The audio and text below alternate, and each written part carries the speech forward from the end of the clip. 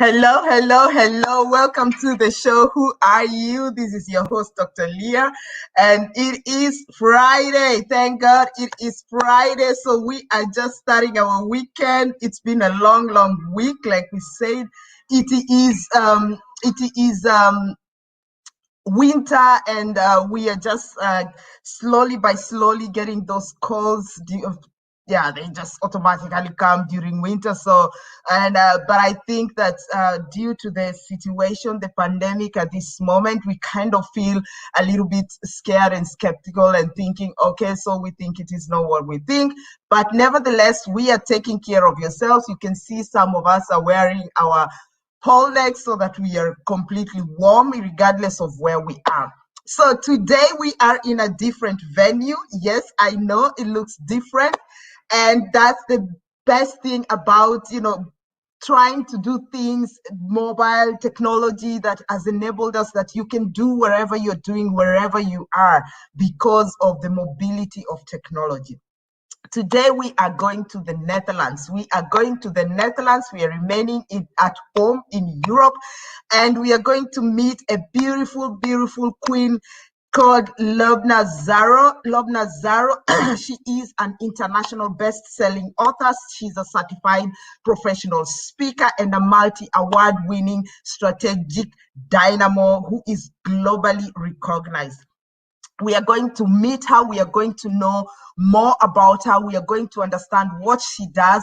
And those of you who are in Europe who are looking to connect, to network, come on in, say where you are at. This is the time for us in Europe to begin to connect ourselves and to network ourselves and grow our small businesses, grow our strategies, grow us as individuals, personally, professionally, wherever areas you find yourself in. So without due course, I will just bring our guest up so that I don't take up a lot of her time today. So hello there.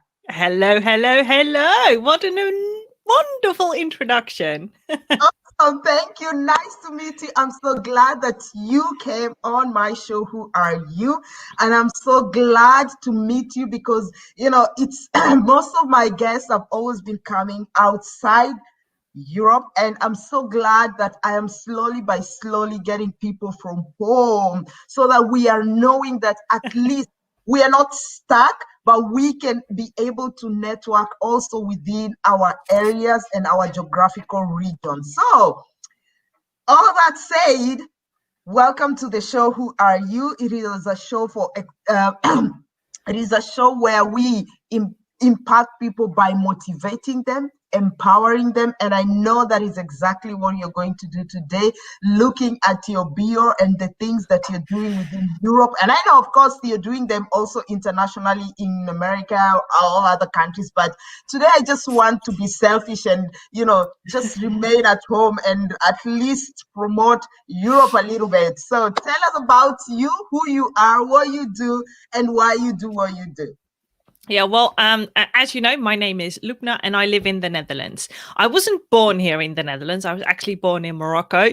And I shared with you, Leah, that before we went live, that I was born in Morocco. And when I was about 6 months, I got on an airplane with my mother because we were both still in Morocco whilst my father had been living for over 10 years in the Netherlands. And we joined him at that time. So I usually introduce myself. I was born in Morocco, but raised in the Netherlands. So I've got the best of both worlds. I consider myself to be a world citizen, and I have had a very remarkable journey from young to up to this point with experiences, both positive as well as negative, but all of them I am very grateful for because they've made me the person that I am today. Awesome. And isn't that the main thing for us, especially people who are, you migrate from one country to another. It is enriching that we can learn a lot of different cultures. We can grow in different dimensions. We can be able, to understand, how different cultures operate and why they operate the way they operate. But then it is also enriching at the same time, right? Yeah, no, most definitely. Because one of the things is, if you compare the Moroccan culture with the Dutch culture, is that the Dutch are very direct. They will tell you in your face whether they like you or don't. Moroccans are completely the opposite. They're like, they'll talk behind you, but they will never say it to your face. Oh my Um, goodness. and that's magical, because I've adopted that directness. So every time I'm in Morocco, people are like, "Oh, what are you doing? That's not how we do things here." And I'm like, "But that's how I do things." And just because you don't like it, I'll tell you to your face whether I like you or not. And that's one of the differences. The other one also is the Moroccan culture is more still of a tribal oriented culture. So family is very important. I mean, we still love to get together and join and talk out loud and over nice food.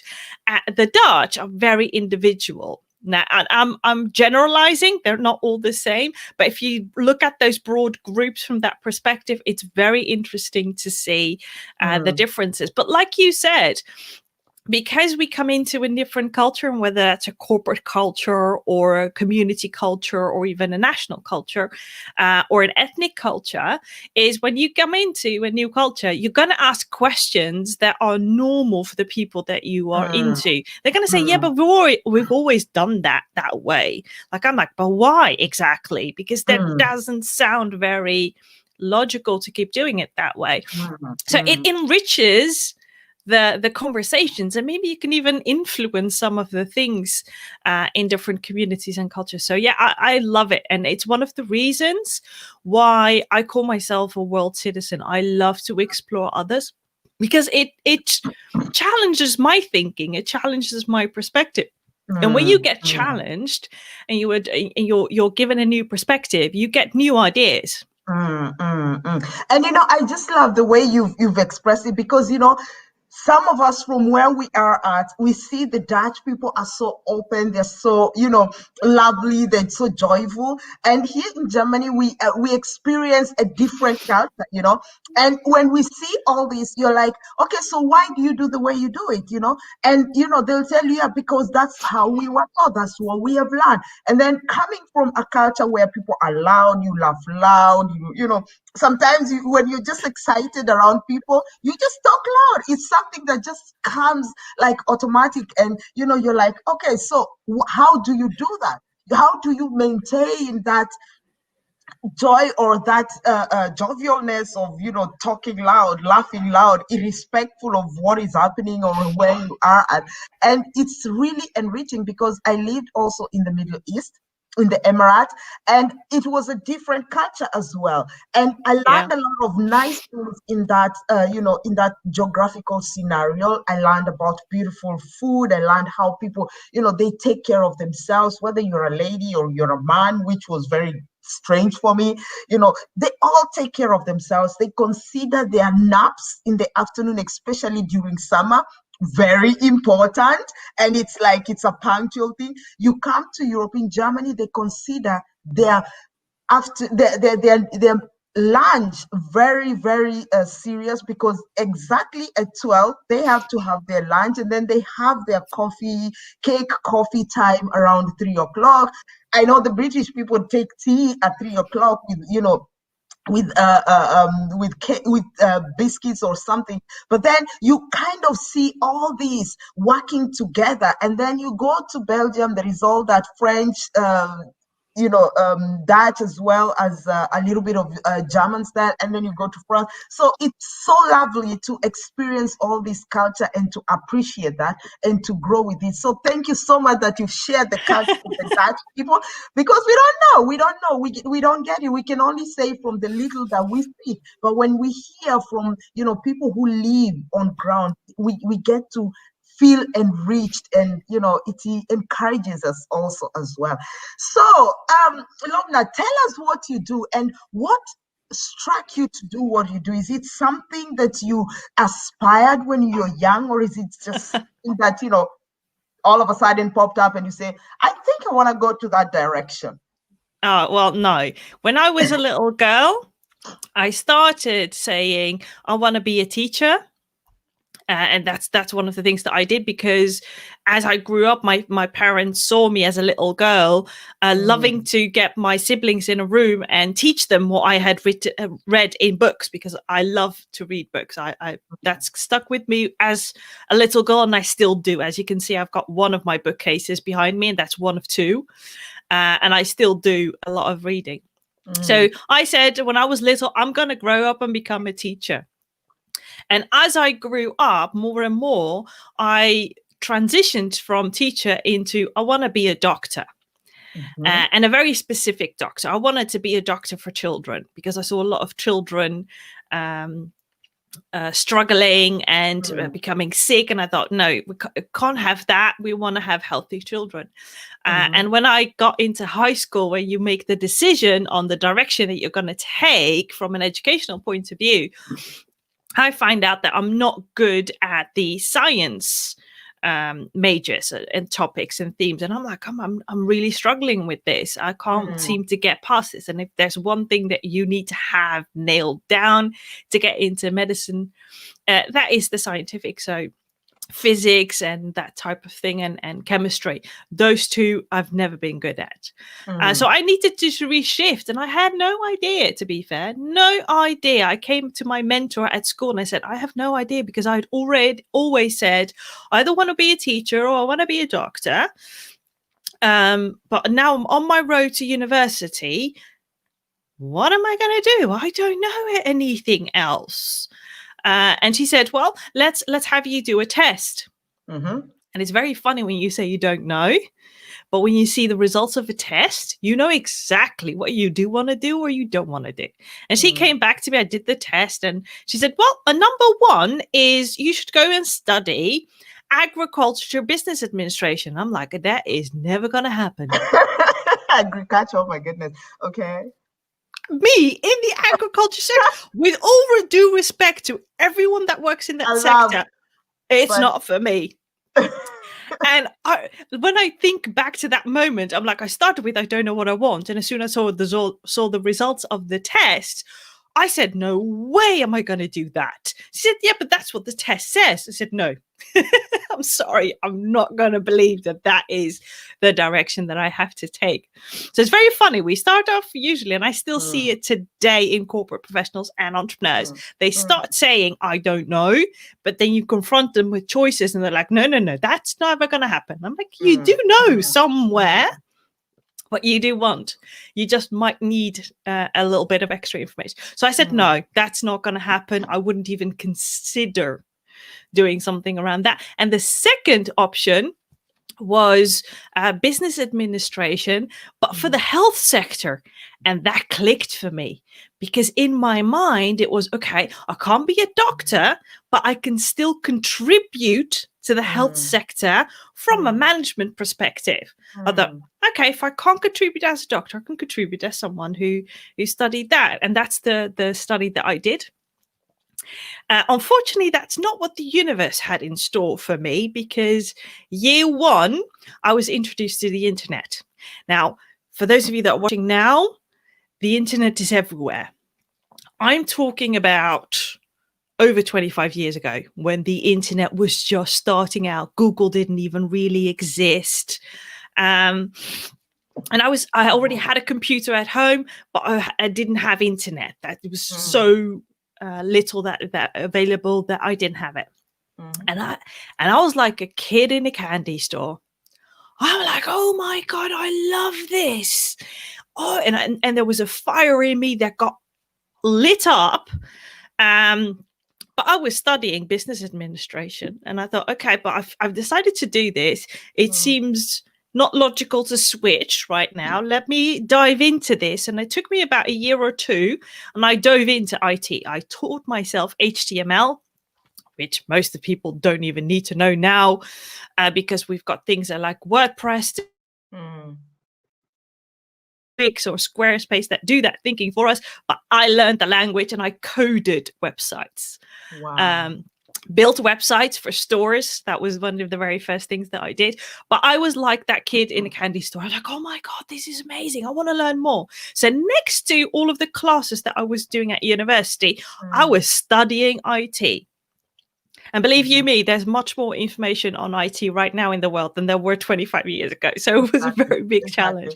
But I just dove into it, and I was so passionate. I thought, I can only imagine myself working in the IT world. That's what I want to do.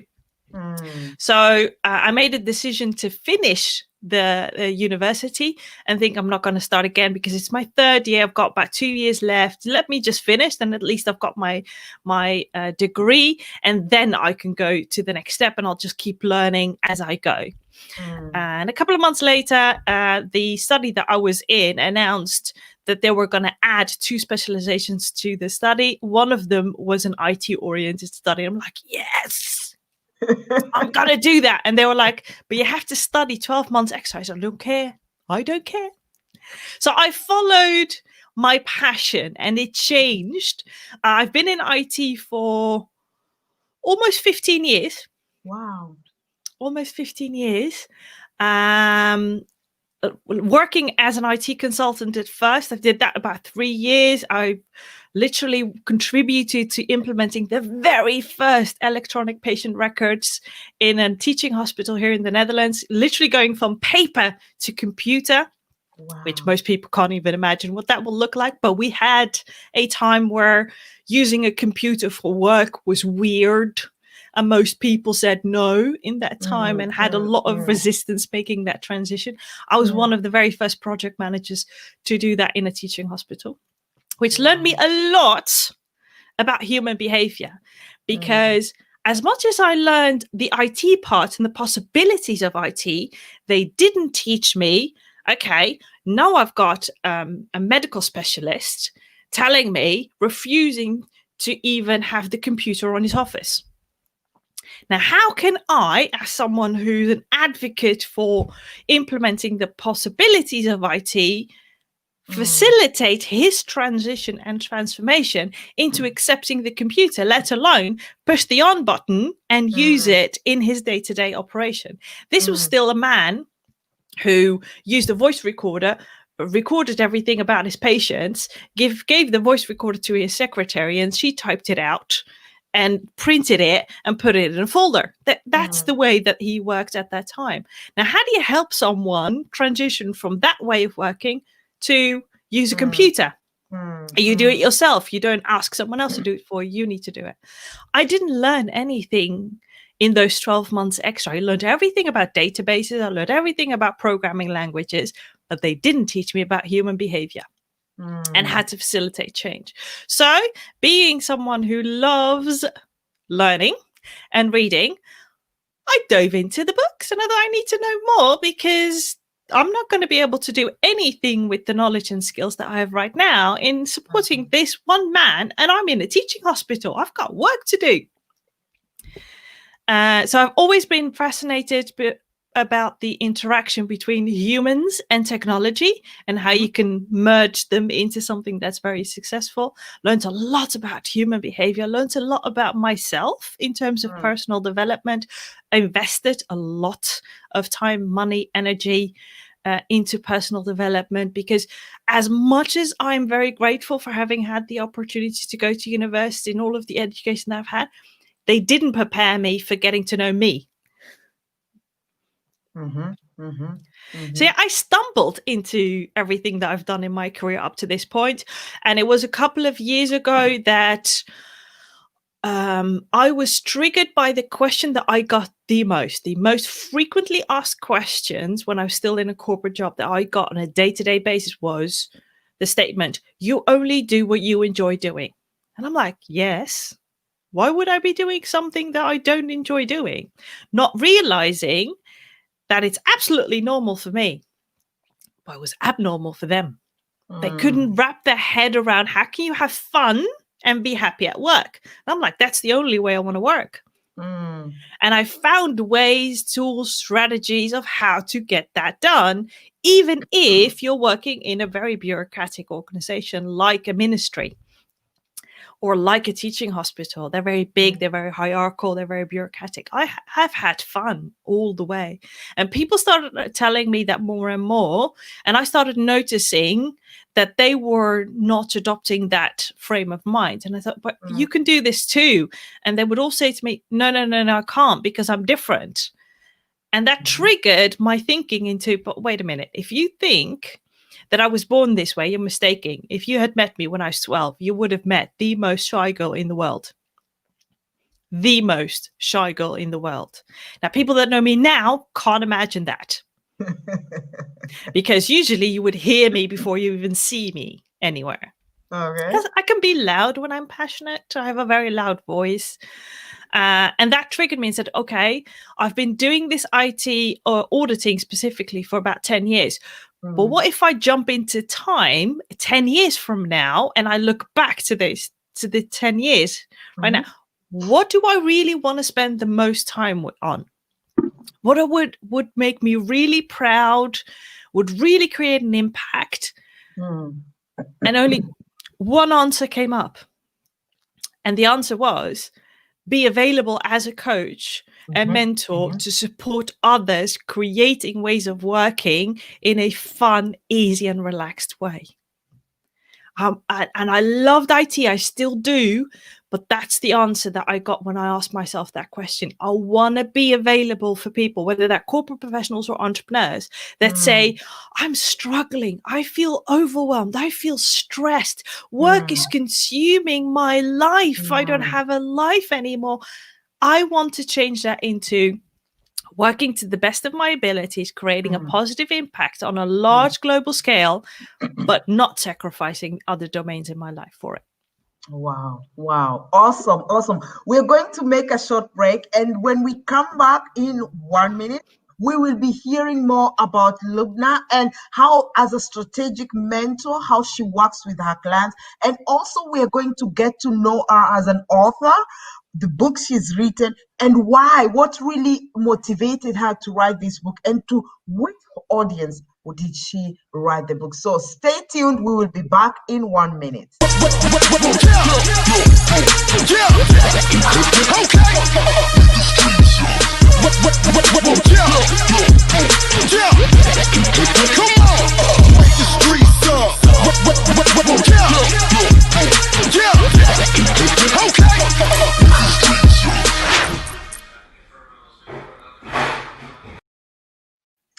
Hello. Welcome back to the show. Who are you? This is your host, Dr. Leah, and today's guest is from the Netherlands. Her name is Loubna Zarrou. Loubna Zarrou is an author. She's a strategic mentor, and she has already given us a bit of her life, how she started, and what really energizes her. And now we are going to get to the point where the most thing that she does as a strategic mentor and as an author, what really intrigued her to become a strategic mentor, and what really intrigued her to become an author. Because when you write a book, there is something you're writing in that book, and there is a reason why you write a book, and there is an audience for that book, because you've carefully analyzed and researched to understand that there is a need and you want to fulfill this need. So Loubna, talk to us about your book, your journey as an author, and why did you write the book? Oh, that's another great story. First of all, if you had told me that I would be an author 4 years ago, I would have laughed in your face. Loubna is a speaker. I talk sitting still, and because my brain is on high speed, sitting still and putting words, is mismatch. I think faster than I can type. And I can type really fast. So I didn't think that I would ever be an author. But just like most things you don't think you're going to be doing, believe you me, if the universe wants you to do them, you will do them. So I'm an author of 4 books right now. Wow. And the very first book that I wrote is a book in Dutch. And that book came about as the result of a thesis that a friend of mine had written for her MBA. And apparently I'd influenced her. I had no idea that I had influenced her in that way. And she told me, she said, when I had to come up with a topic for my thesis, I thought of the thing that you always say. And I'm like, what do I say? Because I say a lot. I had no idea. And it really, and it's one of those things, you can have a lot of impact on other people. Most of them won't tell you about it until they do. And she said, well, you always say in every meeting or every, whether it's with me or in a group, or I've seen you say it multiple times, whatever we're trying to figure out, someone in the world has already found the solution or the way to solve this. She said, and I want to write about change processes and transformational processes within the public sector, because a lot of the public sector organizations here in the Netherlands, but also abroad, struggle with really setting the citizen front and center of most policies. Most of the policies that are developed end up being troublesome for part of the country. And she was like, there has to be a way that ministries or municipalities or any government organization be structured in the way that they're working that's more beneficial than this. Now, this is in a area where if you've ever read the scientific research around change management, you would know that there's one statement that comes up every single time, and that is that about 80 to 85% of the change processes that organizations start fail. 80 to 85%. There's a lot of research about that high number. And she said, that's huge. So it really is, as soon as you start a change management process or a transformational process, you know that 80% likelihood of you failing. Which is ridiculous, because there goes a lot of money, time, energy, and attention in these processes. At 80%, I wouldn't even start with that against me. But still, organizations do. And she said, you also say a lot of this research, and I always say, you can search for problems or you can search for solutions. Which perspective do you choose to do? She said, so instead of me researching why these change management processes fail, how about I search and write a thesis on organizations in the public sector that have not failed, that are successful in their transformation process? Because by your definition, Loubna, he said, there are organizations that are doing well. We just don't know it because we're not searching for them. I'm like, do I really say that? He said, yes, multiple times. I'm like, okay, good. And she even asked me to go with her to some of the interviews, and they were so inspirational because it were stories about how they started, why they started, what obstacles they encountered, how they dealt with the obstacles. They were not always joyful stories. They were real, heartfelt processes with the highs and the lows and the good and the bad and the ugly, but they persevered in their endeavor. And that's what got them through. And we came back and thought, we can spend the rest of our lives sharing these stories verbally, but we'll only reach a certain amount of people and organizations. A lot more people need to discover that there are stories, because we described 7 organizations, 7 transformational processes. And there must be more, but you can only describe as much in a book. And that's how the book idea came. Well, what if we write a book? Because then people can buy the book. It's a low investment. You can read about the stories and change their mindset and be empowered that you in an organization in the public sector don't have to be one of those examples of 80% fail. There are ways, and we asked the people that we interviewed to really share strategy. So how-tos. There's not only this is why we did it, but how did you do it and what was difficult about it? So people would take away that inspiration. That's the why behind book number 1, which was for me was a transition into becoming an author that I had never thought that I would become. And I got the bug. That's called the author bug. So the second book was another friend of mine who said, well, I'm looking for women specifically that want to write a chapter in a book from the perspective of what's the pivotal moment that answers the question, why do you do what you do now? What's that moment in history? And it could be 6 months ago, it could be 10 years ago, it could be much, much later. But really, can you, if you look back on your life and determine what that moment was and describe the journey from that moment, what are some of the lessons learned you could provide other women in the world? Because the book was always launched around International Women's Day. To empower women and to show that all of us go through hardships. But it's those moments that later on you look back on and think, wow, I'm so happy that happened. I'm so grateful. Didn't feel it at the time, but looking back, it's exactly what I needed at that moment in time. And the big part of that chapter is a note to my younger self. So I wrote a letter to 10-year-old Loubna, sharing everything that had happened to me from 10 years old until that moment in time last year. Awesome. Yes. Tell us, how does it make you feel to know that, you didn't even think that you could write a book? You say that if somebody would have told you 4 years ago that, Loubna, you can be an author, you'd laugh it on their face. How does it make you feel right now to know that actually you can write books and these books are empowering people out there? They're, bringing an impact to these people out there.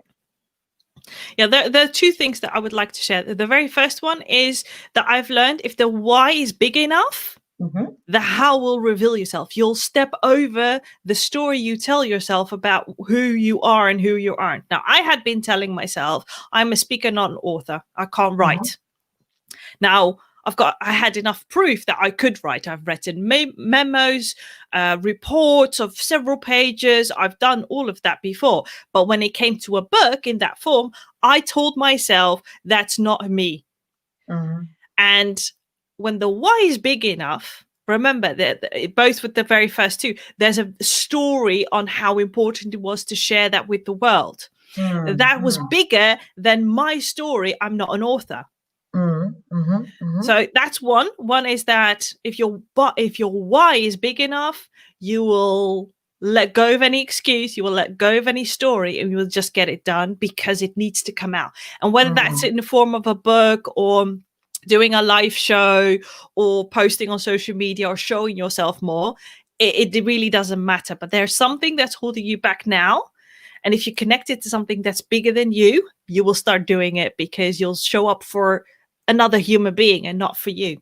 That's one. Number two, it really helped me becoming an author now that I've co-authored 4 books, is that it is so important that we start sharing our stories.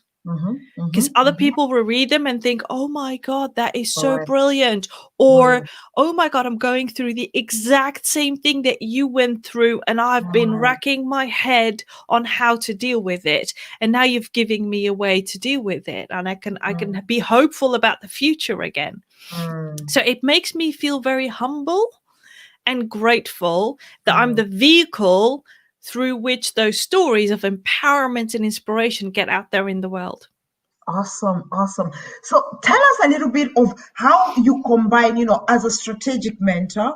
And I know it is important because, as a mentor, there is different mentorship. But as a strategic mentor, an author, and an international speaker, how does all these 3 work together for you? Well, they work. And I still don't really understand why. But to be fair, they work. No, I'm literally kidding. I've shared with you before that I've invested a lot in my personal development. So I've gotten to know myself. I know who I am from a personality perspective, but also know my talents and my strengths. I know what I'm good at and what I enjoy doing. I know what I should not be doing in any way, shape, or form, or get anywhere near. And I can schedule my work around that. The third thing that I've learned over the almost 30 years that I've been doing this work now is that the more you can work in alignment with your personality and your strengths and your talents, the better. Because as a multi-passionate person, there are a lot of things that I love and I love to do. And I also love challenge. And I cannot work on one thing at a time. That's not what I enjoy doing. It's just, it makes me very, for me, it has the impact of if I have to focus on one thing and only one thing, then I won't do anything. It literally paralyzes me to inaction. But if I do several things that will satisfy my brain that's going on lightning speed, thinking, okay, you need to switch and distract myself.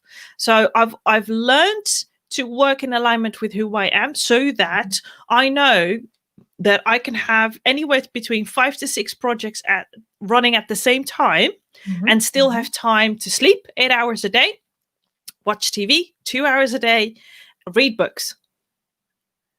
Because I've optimized how I am and how I work to the extent that I can be a mentor when someone needs it. I can be a coach when someone needs it. Another thing that helps me is a mentor, a coach, a speaker, an author. I look at those as a form in which I present my knowledge and experience. And the form can vary. I can be flexible in the form, but what I bring is that strategic perspective, and I bring clarity, focus, and momentum in lightning speed. I don't waste time. If I can help you in 10 minutes, I will help you in 10 minutes. If I need an hour, I will help you in an hour. But I don't take a lot of more time because of that combination. But if you want me to tell you how to do it, I'll be the mentor. If you want me to help you discover you, I'll be the coach. If you want me to be the consultant, I can be the consultant. If you want me to do that in the form of speaking, I can do that in the form of speaking. So I have not attached, what most people do, my identity to specific form in which you present your knowledge and expertise. Does that make sense? That makes a lot of sense. And, I just love how you build the whole aspect together, because at the same time, whatever you are teaching or how you're mentoring these people, because you started mentoring people when you didn't even know you were mentoring them. Oh yeah, I was little. Exactly. And because of that, it brought about the first book where you were writing about processes with, using a thesis that you actually invoked this thesis into your friend's mind. And so you see, it works as a mentor, it works as a coach, because now you put it in book for other people also to learn those processes, and they can streamline them in their lives, in their businesses, whether you are in a corporate or you're in a small business, you're an entrepreneur, it doesn't matter where you are. You can use that process to streamline your processes within the sphere of your influence. Talk to us a moment in a situation where you have a client and you were really happy because, they came back and they say, whether it is the book or, and I know the book is already a factor because, your friend wrote a thesis about it, but a moment where you've mentored or you've spoken, you had a speaking gig, and you came up and say, you know what, Loubna, what you just said has impacted my life, because it is going to change a whole cycle of how I do things or how I look at things, and how it made you feel. Yeah, I'll go back a little bit. I'll go back 2 years from now to a client. He's an entrepreneur. He still is an entrepreneur. And he had been stuck for over a year. And before that, he was a happy entrepreneur making, if I remember correctly, about 150,000 euros a year, which was fine for him. That's how much he needed to support his lifestyle. But because he hadn't been working for that year, he didn't have that money. But he had health problems. His heart was playing up. So he really focused on his health. But then when he got back, he needed to get back into entrepreneurship, but he was stuck. He didn't know how to restart. He was referred to me and said, well, you need to talk to Loubna. And I offered him to do 2 1-hour sessions. So 1 hour in that time, and then a couple of weeks later another hour, because I had given him homework in between. After the very first session, I had him go through an assessment, a very short one, to assess where he is at, so I could pinpoint what was the obstacle that was really holding him back. And it was a mental obstacle. And I used a tool that I use frequently that has nothing to do with strategic processes or marketing or tools. No, it has to do with you. I start with the personal development side. I start with you because you're the vehicle of doing the work. And I did the very first session. And I also work from a holistic perspective. So I don't focus only on work. I look at the wheel of life entirely. So I'll ask about your health, I'll ask about your relationship, I'll ask about your finances, so that we can discover whether one of those obstacles isn't another domain that is impacting your work. So before we focus all of our attention on solving the work challenges, maybe we should be focusing on something around any of the other domains that will leverage and solve the work challenges in of itself. Exactly. So that's literally what I did. I gave him, and it took about 45 to 50 minutes because he was still struggling with his energy levels. I said, okay, we're going to keep it at this. What I want you to do is go away and think about some of the things that I've given you to do and let your brain process it. And whatever it comes up with, that's what it is. We did the second session a couple of weeks later, and some of the things had come up, and he had been struggling with the fact that relationships with certain family members had been non-existent, basically. And they were very close family members. I'm going to be, because of privacy, I'm not going to tell what the relationship exactly is, but believe me when I tell you they were very close. And that's one of the things that was talking to him in the back of his mind that was holding him back. And I said, but what if you could focus on your business, create the best business that you can, so that you can show up on social media because you know that they're watching. Show up as the best person that you can have, and they're thinking, "Oh my God, I'm so proud of him because he's showing up as the best example that I want to be." And he literally stopped, was silent for about 30 seconds, and then said, "I have never looked at it that way. I've always been worried, how can I reconnect with them in a way that's beneficial for me and for them? And I never thought about using my business and the success of my business as a way to show this is who I am. I know I was a horrible person in the past, but that's not who I am right now." 2 1-hour sessions. 3 months later, we were in a conversation with other entrepreneurs, and he was there too. And he literally shared with the other entrepreneurs that were sitting around the table. He said that those 2 1-hour sessions had a value for me of 150,000 because I've done nothing in a year. And in those 2 1-hour sessions, I've been able to get back into business and be able to generate 150. And he would have easily invested 2,500 euros for those 2 1-hour sessions. It blew my mind. Wow. It blew my mind. I thought, what did you just say? 2 hours work, you would have easily invested 2,500 because the value for you was that 150,000, because now he could see how he could generate that amount.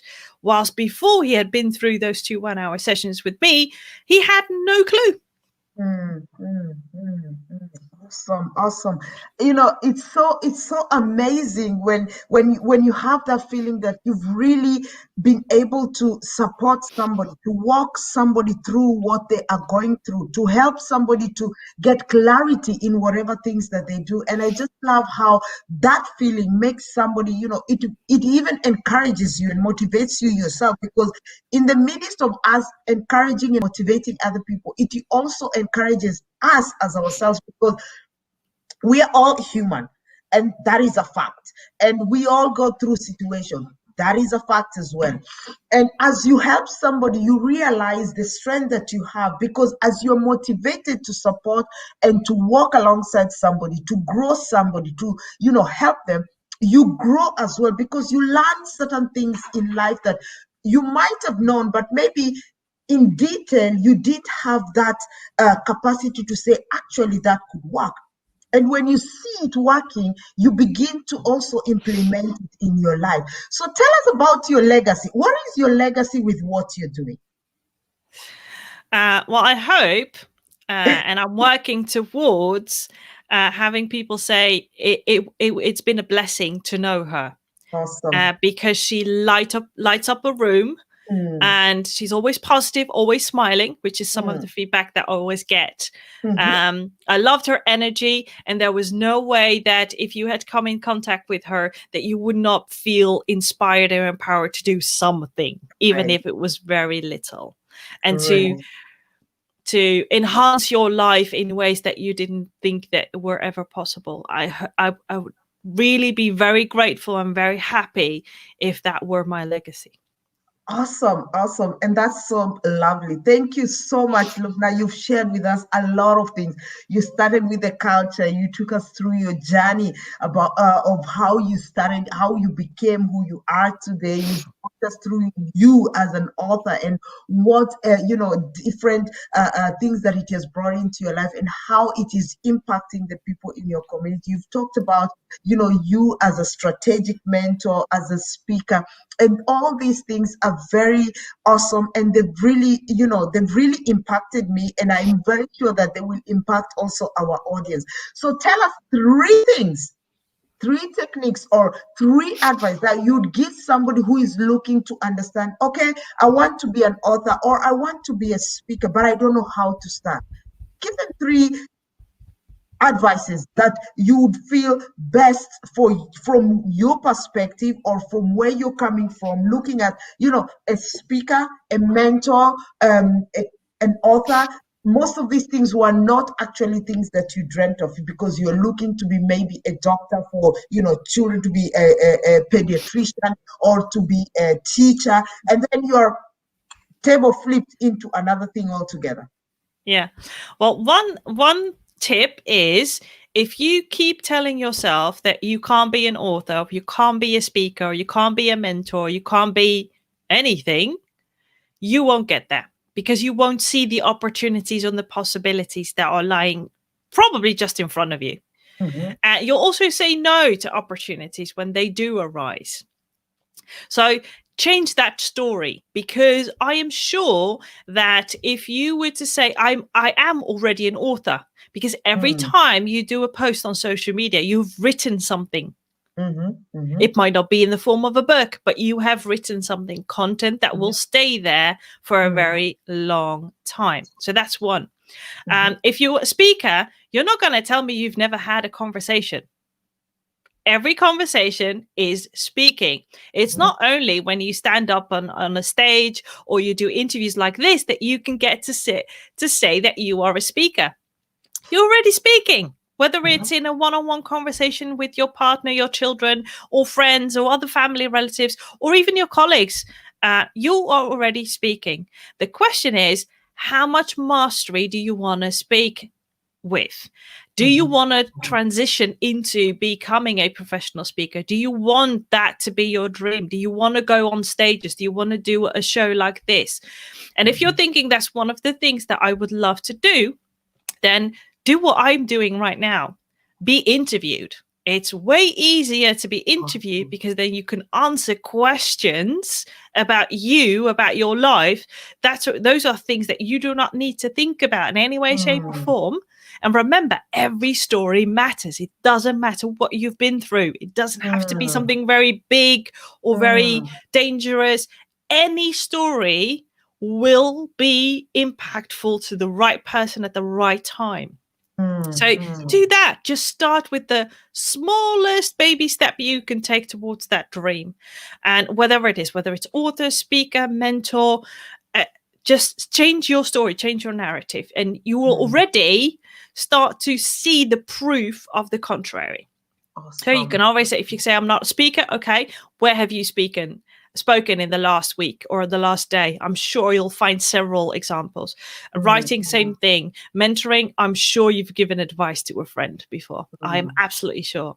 So that's one of the things. Number two, whatever you want to become, whether you want to become an author or a speaker or a mentor or an entrepreneur, find someone who's already done what you want to do and ask them questions, or start following them on social media so you can model what they do. If you don't have the funds to invest with them right now, there's a lot of information out there you can pick up on for free. And that's what I would do. I would really look into and start following, because you want to be infused with what these people are doing so that you can start believing that you can become that person. Because if you stay in the environment that you are right now, you're probably surrounded with family or friends that are saying, no, don't do that. You never know where you're going to get. I mean, I had that when I decided to leave my corporate job and step into entrepreneurship. I had family and friends say, are you sure? Because you're giving up a very good job. You're giving up financial security. Are you really sure? And if you are still not really empowered, not strong and grounded in yourself, you will start believing that story and adopt it as your own. And it doesn't have to be that way. So those are some of the things that I would say do. There's a lot more books out there than there were 25 years ago when I taught myself HTML. So you can learn through books, you can learn through YouTube videos. There are a lot of TED Talks. There are a lot of online courses that you can go through for free. So there's a lot that you can do without spending money. You do have to spend time. That's the downside of these strategies, but you can get started. Exactly. And I think, we can say, and I just love how you said, there's a lot of ways that people can learn through books, online courses. There are a lot of them that are out there free of charge. You can spend time on those things far much better than spending time on things that are not productive in your life. You can, we tend to say, oh, I don't have time to do this. I don't have time to this. But when it is things that are unproductive, you have a lot of time and you don't even realize how that time comes up. But when you begin to align yourself with your purpose and you begin to align yourself with the things that really bring joy, and you see how much they impact people, then you get to understand that actually the time I use to always, feel like I have to contact everybody, I have to catch up with everybody, or I have to do this, is a time that you can really sit down and begin to develop yourself personally so that you can begin to impact your surrounding. Yeah, and I think that one of the most important thing is that a lot of people think, at least in my experience when I speak to them, is, yeah, but that takes so much time. Well, what if you spend 1 hour a day working on the dream? 1 hour a day. You're not going to tell me you can't find 1 hour a day. I'm not talking about 3 hours or 4 hours or 6 hours a day. 1 hour a day where you read a book, watch a video, go through an online course, and when the hour is up, you're back doing whatever you want to do in your life. But if you do 1 hour, you will make progress in that 1 hour.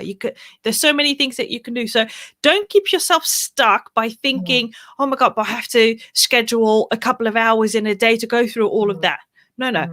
Start with an hour. And if you can't start with an hour, start with 30 minutes. And the good thing with the books is nowadays there is a lot of books that you can listen to. You don't need to go sit down and start reading. You can just put your microphone just the same way you'd put a microphone or an earphone and listen to music. So you can also read a book in that format. Or you could say, okay, when I go to sleep, I don't get my sleep so fast, so I read something that would encourage me, and I would sleep. And when I sleep, I would be thinking about what I just read, because it will just be ringing on my mind. And that's also something nice, and things like YouTube, people can say that, it's a lot of time because people go to YouTube to watch a lot of nonsense, but you can use that as a platform to really grow yourself, nurture yourself into that purpose that you are called for. So thank you so much, Loubna, for sharing with us all the good nuggets about, becoming a strategic mentor, an author, a speaker, and how we can begin to build ourselves. So tell us how people can get in contact with you when they are necessarily wanting to contact with you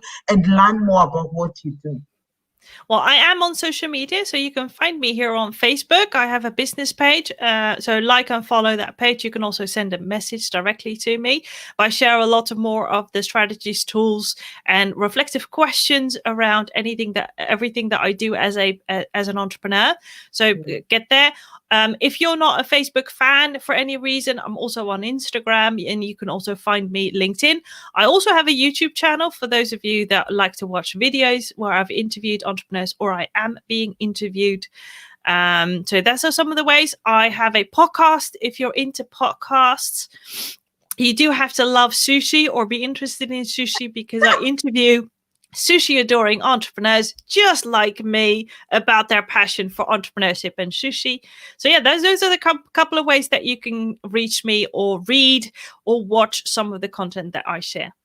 Awesome. Thank you so much, Loubna. And I believe people can make sushi with everything. I think we should come out of this aspect of sushi has to be with raw fish and everything raw. We can start beginning to make our own imaginary sushi so that we can enter into Loubna's podcast and sushi with her. So thank you so much, Loubna, for being here.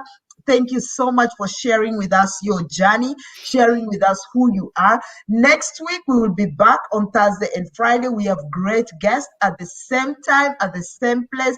Your host, Dr. Leah, and our guest today, Loubna. We say thank you very much for watching and staying tuned with us. Until next time, we say stay blessed, stay healthy, keep safe. We are still not over the pandemic. So, important thing, wear your mask when you're going out. Wash your hands, people. When you're sick, stay away from people. We need to get back to the normal life. We are tired of this lockdown. So keep up with the standards so that we can be able to, come out. We feel like we are in prison too long and it's too much. The whole year 2020, we celebrated and now it's just gone. So anyway, have fun. Have fun, people. Have fun. Guys. Have fun until the end, because the pandemic is really not stopping us. We can still have fun from where we are. So stay blessed. And until next time, thank you very much. Be blessed. Bye.